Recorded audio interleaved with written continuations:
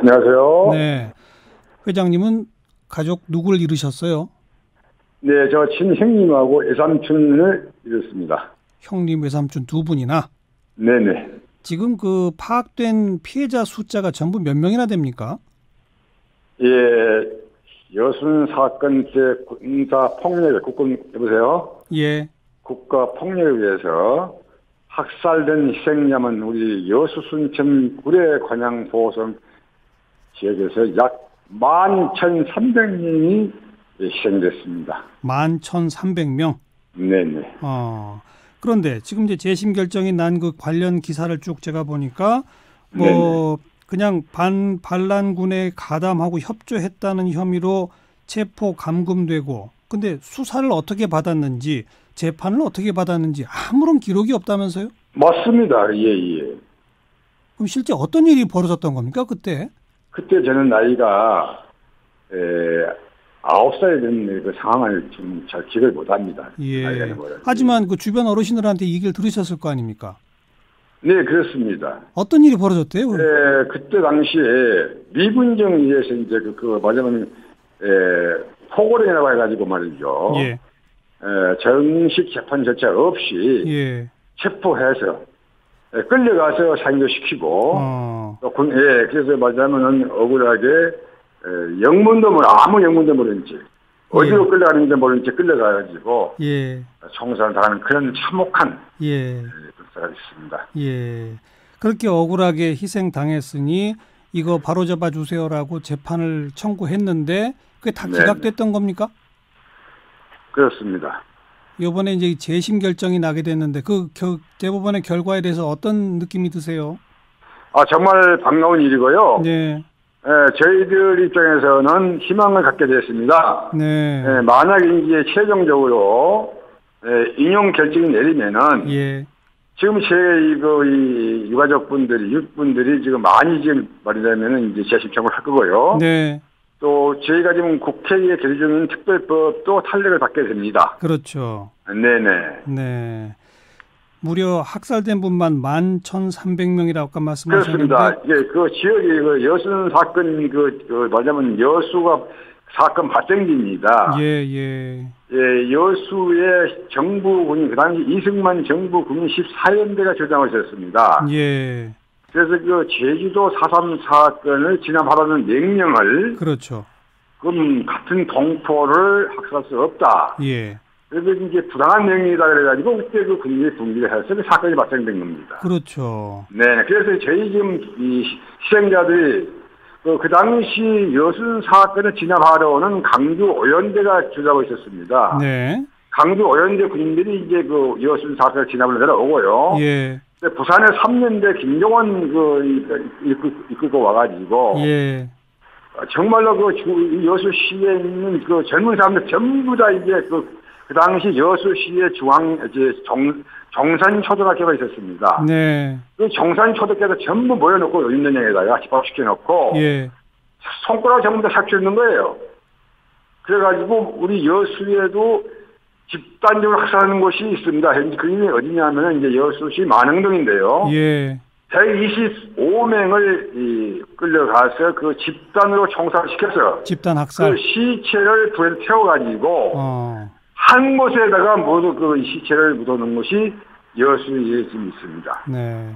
게다가 그렇게 희생된 분들의 유족분들도 그 사이에는 뭐 연좌제 등으로 또 고초가 대단하죠. 그렇습니다. 연좌제 묶여가지고 취직도 못하고 그런 일이 많이 있었죠. 네. 심지어 간첩으로 몰린 분들도 있었다고요?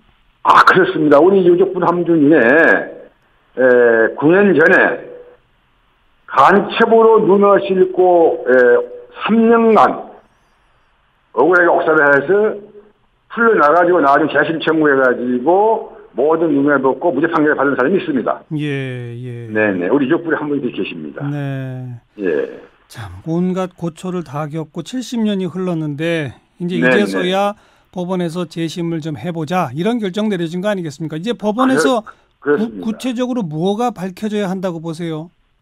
법원에서 이제 정말 그 당시로서는 우리가 좀 억울하게 희생됐기 때문에 당연히 무죄에 맞으면 최종적인 인형을 판을 받아야겠다고 생각이 듭니다. 네. 알겠습니다.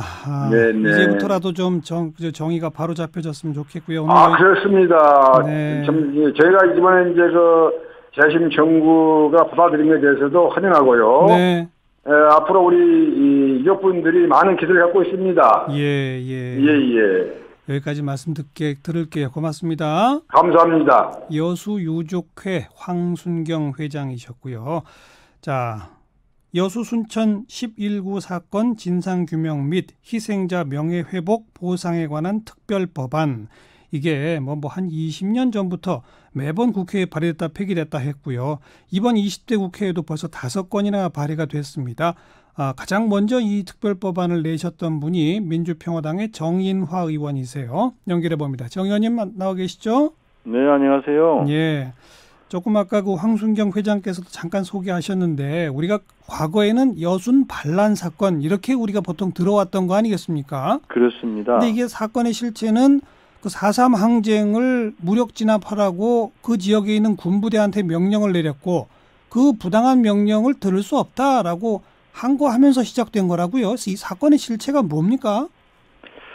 네, 이제 제주 4.3 사건이 일어나면서 여수에 주둔하고 있던 14연대에게 진압명령을 내렸죠. 예. 그 진압명령에 항명한 사건이 결국은 발단이 됐습니다. 그렇죠. 그래서 이거를 여순 반란 사건으로 명명을 했는데 이 명칭 자체가 여수 순천을 비롯한 전남 동부권 지역 주민들이 반란을 일으키는 것으로 오해될 소지가 충분히 있다 해서 이거는 아니다. 그래서 이제 그동안에 숱한 이의 제기가 있었고 그것이 통해서 이제 여순 사건으로 재명명되었던 것입니다. 네. 그러니까 부당한 명령에 항명한 거지 무슨 국가전복의 반란을 꿈꿔서 했던 건 아니다 이거죠?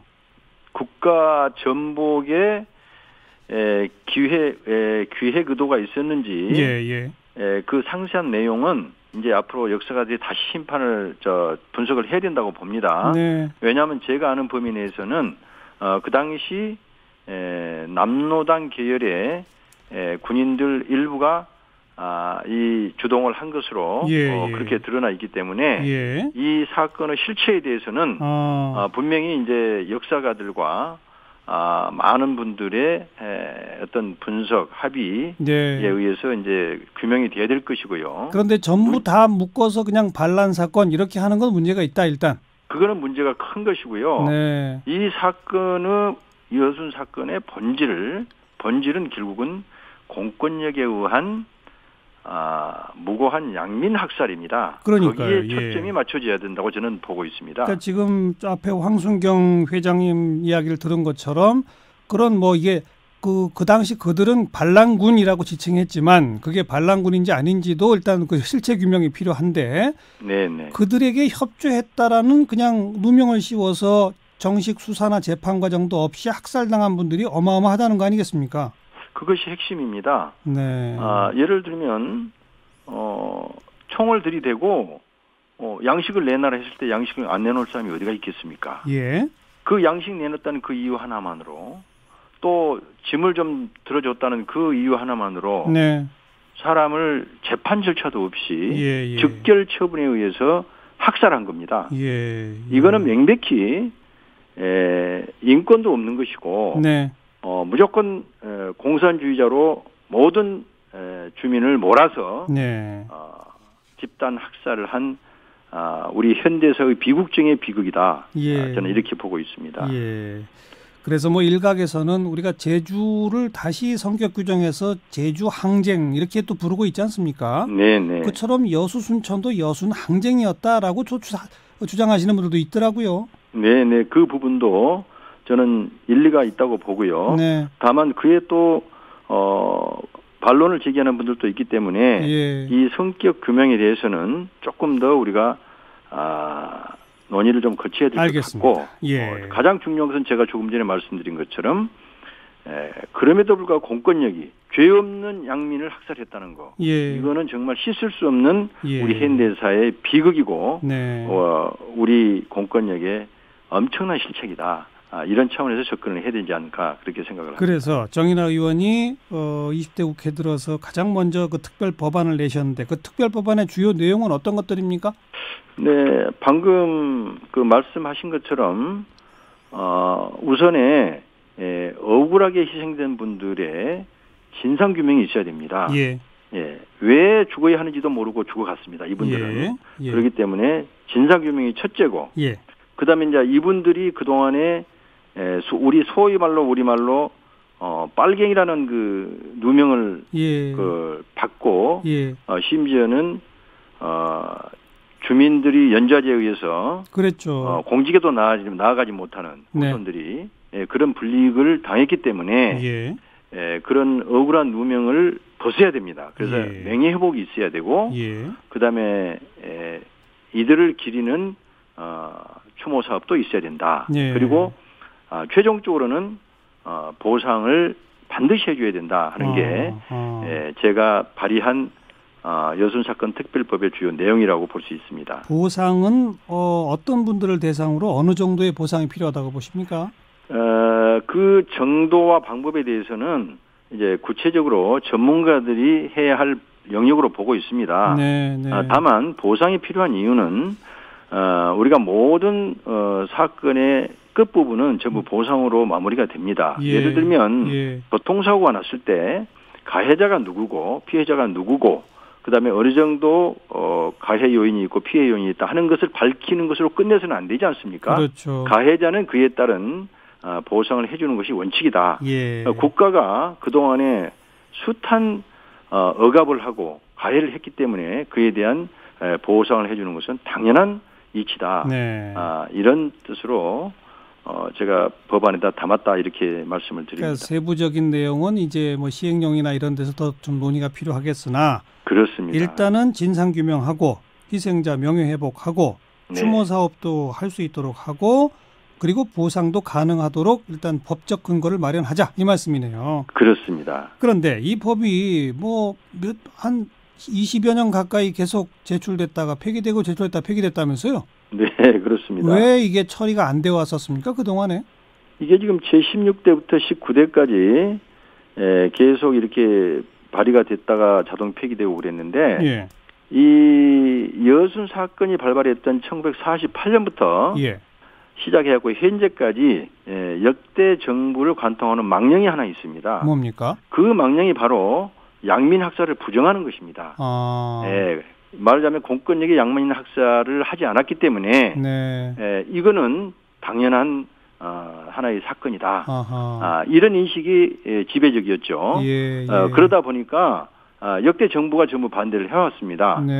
다행히 지금 과거사 정리를 하고 넘어가야 된다는 그러한 이제 인식이 이 정부 들어서 확산이 되면서 분위기가 많이 바꿔지고 있어서 그 어느 때보다도 이 특별법 통과의 가능성이 커졌다 하고 말씀을 드릴 수가 있습니다. 사실 이게 지금 제주 항쟁과 뗄래야 뗄 수 없는 관련을 맺고 있는 사건인데 그렇습니다. 얼마 전 그 제주 관련된 특별법이 만들어지기 전까지만 해도 제주 역시 양민 학살이라는 걸 부정했었잖아요. 그렇습니다. 예.